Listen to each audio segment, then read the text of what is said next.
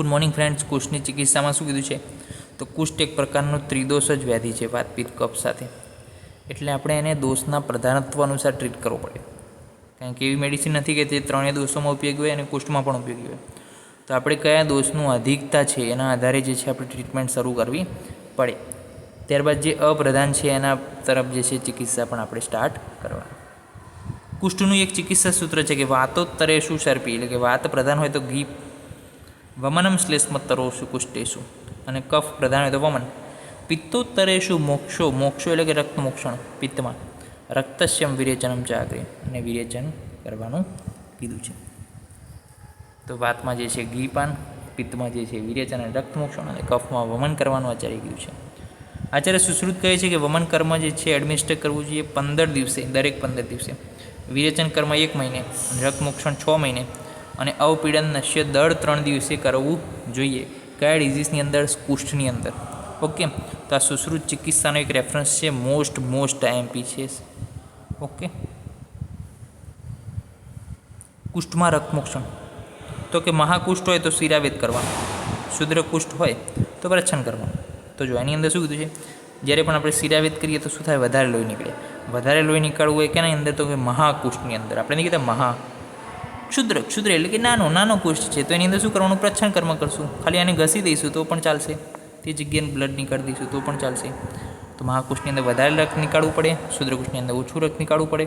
તો મહાકુષ્ઠમાં શિરાવેદ, શુદ્રકુષ્ઠમાં પ્રચ્છન્ન.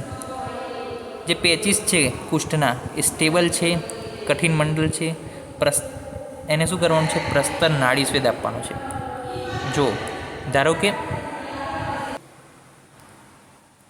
કે જે છે કોઈ કુષ્ઠની અંદર સ્કિન કેવી થઈ છે, કોઈ કુષ્ઠ જે છે સ્કિન ડિઝીઝ છે સ્થિર થયો છે, અને એનું મંડળ એટલે કે એનો જે આકાર છે એ કેવો છે? મંડળ. તો એ જે છે કઠિન થયો છે, આ જે છે હાર્ડ થયું છે. તો હાર્ડ થયું તો આપણે શું આપવું પડશે? એને સ્વેદન આપવું પડશે. કયું સ્વેદન? તો પ્રસ્તર અથવા નાડી સ્વેદ. પછી એને શું કરવું પડશે? કુર્ચ શસ્ત્રથી એને રબ કરવું પડશે, અને વિશેટેડ જે બ્લડ છે એને શું કરવું પડશે? આપણે બહાર કાઢવું પડશે. તો જો કોઈ કુષ્ઠની અંદર શું થાય? સ્થિર થઈ જાય, કઠિન મંડળ થઈ જાય, તો હવે એની અંદર આપણે શું કરવું પડે? પહેલાં સ્વેદન આપવું પડે. સ્વેદન આપો એટલે સ્કિન શું થઈ જાય? સોફ્ટ થઈ જાય. સ્કિન સોફ્ટ થઈ જાય પછી આપણે શું કરવાનું છે? પ્રચ્છન્ન કર્મ કરવાનું છે. પ્રચ્છન્ન કર્મ શેનાથી કરશો? કુર્ચ શસ્ત્રથી પ્રચ્છન્ન કર્મ કરી અને જે અંદરનું બ્લડ છે વિશેટેડ એને બહાર કાઢી દેવાનું છે.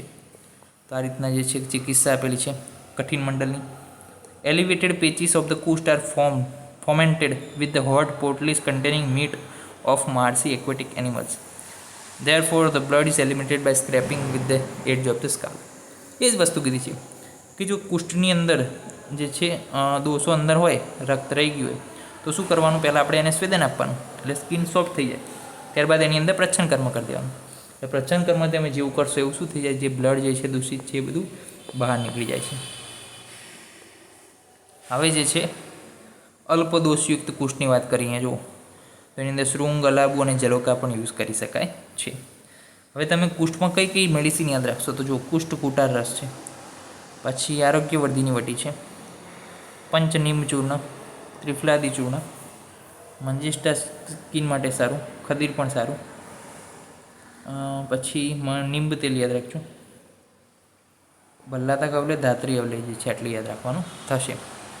અને એક્સટર્નલ એપ્લિકેશનમાં કુષ્ઠાદ્ય તેલ, નિંબ તેલ, ખદીરસાર તેલ, મનશિલાદી, કુષ્ઠાદી લેપ, આટલું યાદ રાખવાનું છે. પથ્ય આરવીઆરને એ બધું જે છે નોર્મલ છે, તો એ પણ તમે જોઈ લેજો. ઓકે, તો અહીંયા જે છે કુષ્ઠની ટ્રીટમેન્ટ મોડાલિટીસ અને protocols of the treatments according to the ayurvedic medicine, ayurvedic follow, એ જે છે કુષ્ઠમાં પૂર્ણ થાય છે. નેક્સ્ટ લેક્ચરમાં મળીશું નવા ડિઝીઝની વિગત સાથે. ત્યાં સુધી રજા આપશો. જય હિન્દ, જય ભારત, જય આયુર્વેદ, જય ધન્વંતરી. નમસ્કાર.